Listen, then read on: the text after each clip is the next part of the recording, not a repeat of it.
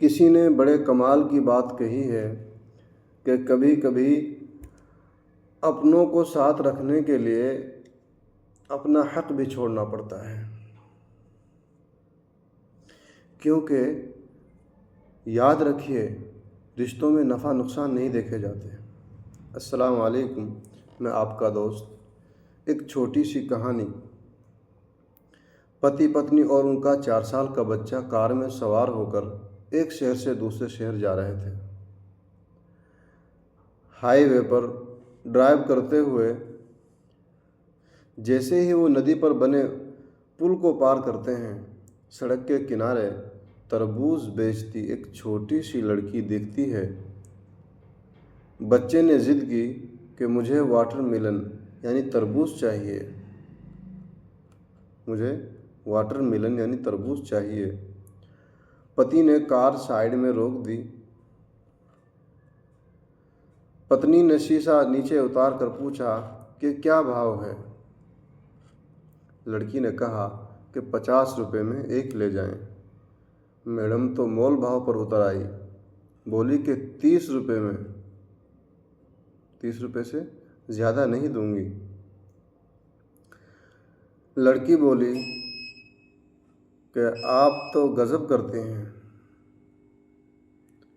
Aunty, आपने तो 30 रुपये बोल दिए।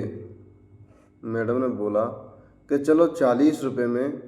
लड़की ने कहा कि आंटी 40 में तो हमें पड़ता है, 40 में तो हमें ही पड़ता है, आप 45 दे सकती हो।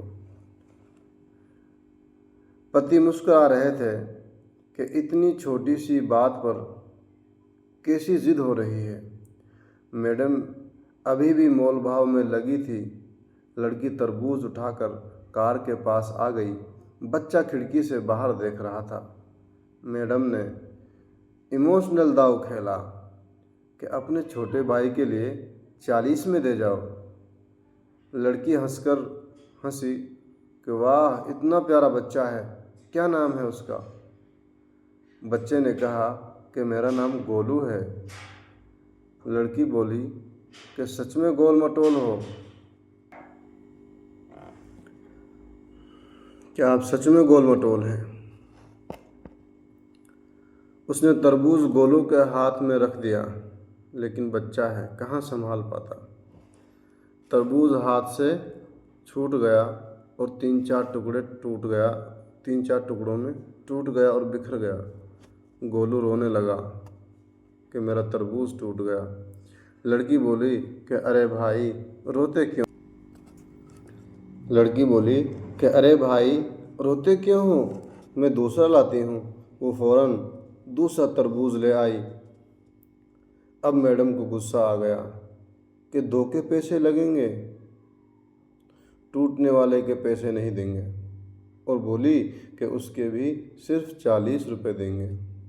लड़की धीरे से कि आंटी मुझे पैसा नहीं चाहिए, ये तो मैंने अपने छोटे भाई के लिए दिया है, मेरी तरफ से तोहफा है।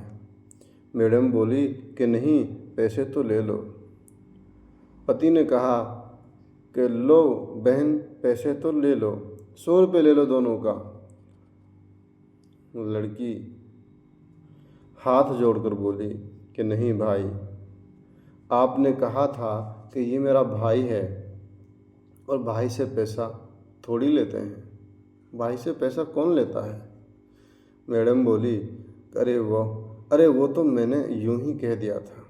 मैडम बोली कि यूँ तो मैंने यूं ही कह दिया था। लड़की बोली कि मेरी माँ कहती है कि रिश्तों में नफ़ा नुकसान नहीं देखते, रिश्तों में नफ़ा नुकसान नहीं देखे जाते। इसलिए उसने कहा कि पहला तरबूज टूट गया, कोई बात नहीं, दूसरा उसके लिए गिफ्ट है। मैडम ने पूछा कि तुम्हारे घर में कौन कौन है, कोई भाई है? लड़की की आंखें नम हो गई। मेरा छोटा भाई था, 2 साल का, कुछ टाइम पहले बीमार हुआ, हॉस्पिटल ले जाते उसने दम तोड़ दिया। लड़की बोली मुझे तो उसमें वही भाई नज़र आया मैडम का दिल पिघल गया। वो जिस रिश्तेदार के घर जा रही थी उनके लिए जो कंगन लेकर चली थी, उन्होंने फ़ौरन वो कंगन लड़की की हथेली पर रख दिया। बोली, बेटा, ये मेरी तरफ से तुम्हारे लिए। रिश्तों में नफ़ा नुकसान नहीं देखे जाते। तुमने उसे भाई माना, मैंने तुम्हें बेटी मानती हूँ। अपना ख्याल रखना। कार आगे बढ़ गई। मुस्कुराते हुए बोले कि अभी थोड़ी देर पहले 10-20 रुपये के लिए मोल भाव कर रही थी।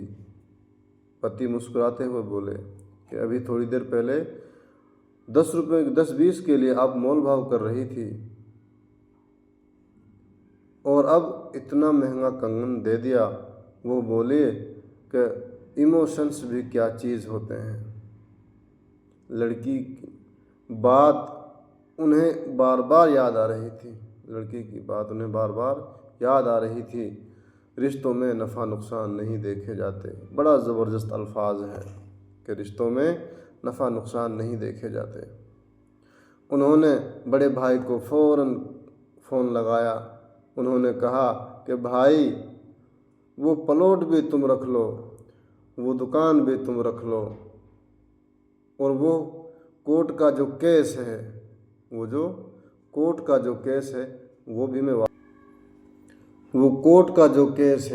वो भी मैं वापस लेता हूँ।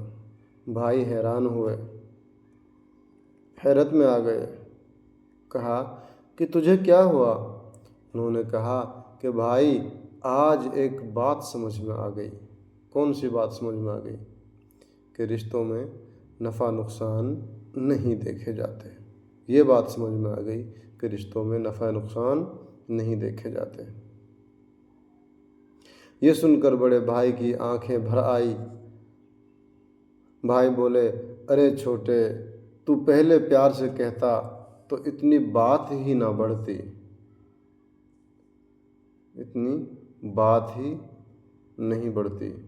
आजा, घर आजा, घर पर चले आ। आज हम यहीं सब सुलझा लेते हैं और घर पर चाय पीते हैं। बहुत छोटी सी कहानी है, लेकिन बहुत गहरा संदेश है। रिश्तों में नफ़ा नुकसान मत देखिए, छोड़ दीजिए, भावनाएं अपनाएं। बड़ा होना ये नहीं कि आप अधिकार जताएं। बड़ा होना तो ये है कि आप त्याग करना सीखें। त्याग में प्रेम बढ़ता है और सम्मान भी, और यही त्याग रिश्तों को मजबूत करता है। और हमेशा याद रखिए कि रिश्तों में थोड़ी सी नरमी, थोड़ी इज्जत को चमकदार बना देती है। थोड़ी सी नरमी और बर्दाश्त करना इज्जत में चमत्कार करती है, जो बड़े से बड़े बहस नहीं कर सकती। दिल अपने आप जीत जाते हैं। दिल अपने आप जीत जाते हैं।